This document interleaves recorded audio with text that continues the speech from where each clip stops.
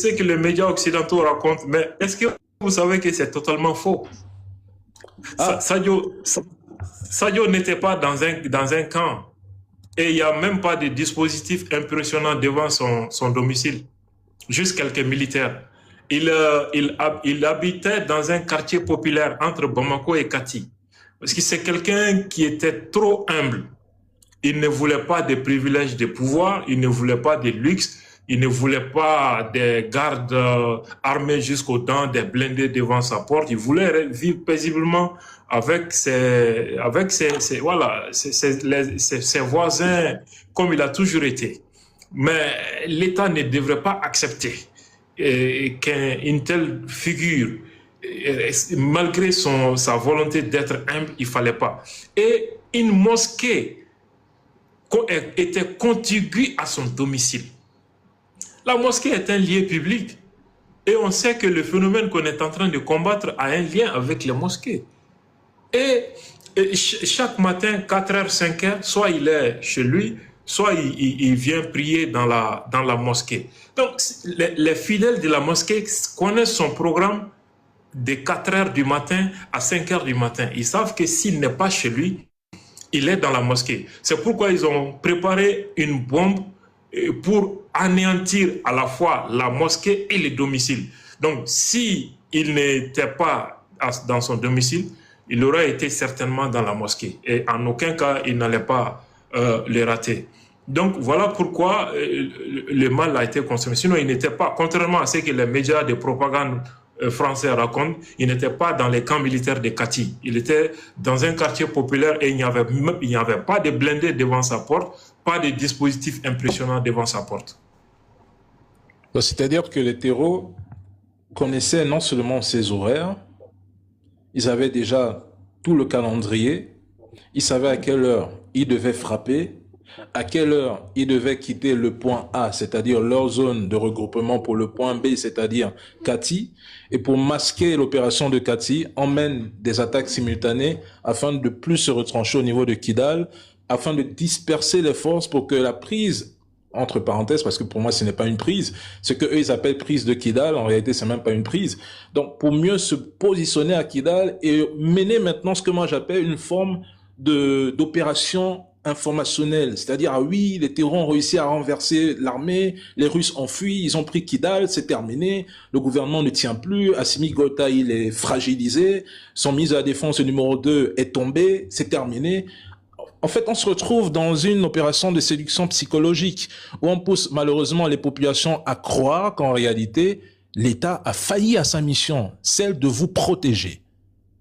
Il voulait surtout briser la chaîne de commandement comme ils ont fait en 2012.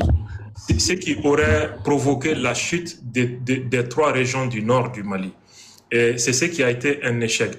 Le fait d'attaquer simultanément Bamako et Kati, Sévaré, Gao, Kidal, cela n'était pas anodin, c'était une stratégie. Parce que quand tu attaques pour faire tomber Kidal, il faut occuper les camps de Gao. Parce que si tu attaques Kidal, les drones et les avions partent de cette base militaire pour donner l'appui aux troupes à Kidal. Donc, les camps de Gao étant suffisamment occupés, les renforts ou bien l'appui aérien en destination de Kidal était difficile.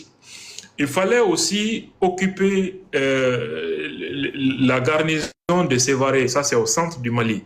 Il y a un, comment dirais-je, un site de contrôle des drones là-bas aussi. Il y a une base de drones là-bas aussi et des avions de combat. Et ici, la base de Sévaré aussi, étant occupée, ne pouvait pas aller prêter main forte aux troupes déployées à Kidal. Et la dernière base aérienne qui pouvait aussi réagir, ça c'était la base de Bamako. Ça aussi, cette base était occupée de 4h du matin jusqu'à 16h. Le combat était autour de la base aérienne 101 de Sénou. Donc, c'était planifié pour que Kidal tombe, briser la chaîne de commandement, mettre à terre les institutions. Maintenant, ils ont vu que cela a été un échec total. tu vois, Kidal est en train de se vider automatiquement avant même que l'armée n'aille là-bas. Parce que l'armée était obligée de se retirer de la ville de Kidal pour venir à Anefis et à Gelhok. En attendant qu'on reprenne le contrôle à Gao, à Bamako et à Sévaré. Prendre Kidal... Le repli stratégique, là. Ouais, oui, ils étaient obligés.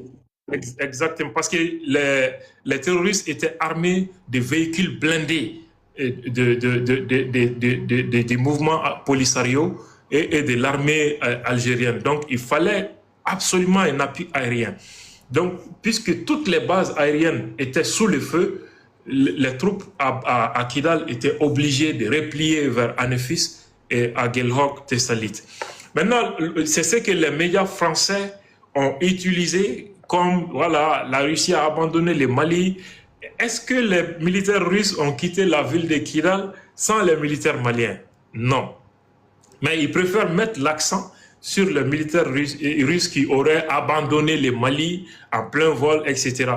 Les cas de Tessalit, l'autre jour aussi, tu vois, TV5 dire que les RPLA a pris cette ville stratégique. Mais dans le même reportage, il précise qu'ils sont venus sans combat. Prendre une ville suppose que vous avez livré bataille. Or, puisqu'ils étaient la base de Tessalit, n'avaient pas suffisamment d'éléments pour affronter. Nos militaires étaient obligés de prendre tout le matériel pour abandonner cette base provisoirement et renforcer la base de Anefis et Agelhok. L'armée est toujours dans la région de Kidal, à Anefis et à Agelhok. Et ils savent qu'à tout moment, on va prendre la ville de Kidal et anéantir définitivement ces cafards. Donc c'est pourquoi ils multiplient une campagne de désinformation. Prendre Kidal n'est qu'une question de 24 heures pour l'armée malienne. Il fallait maintenant sauvegarder les institutions à Bamako. Et il faut observer les restes. Comme le disent les Anglais, wait and see. Mais la force unifiée, Abdul, parce que je tombe très souvent sur ces commentaires, bon, moi j'ai la réponse, mais la force unifiée, à quel moment elle a joué son rôle lors de l'attaque des terreaux? C'était de manière coordonnée avec les FAMA, avec les Russes, ça s'est déroulé comment? Donne-moi juste quelques secondes.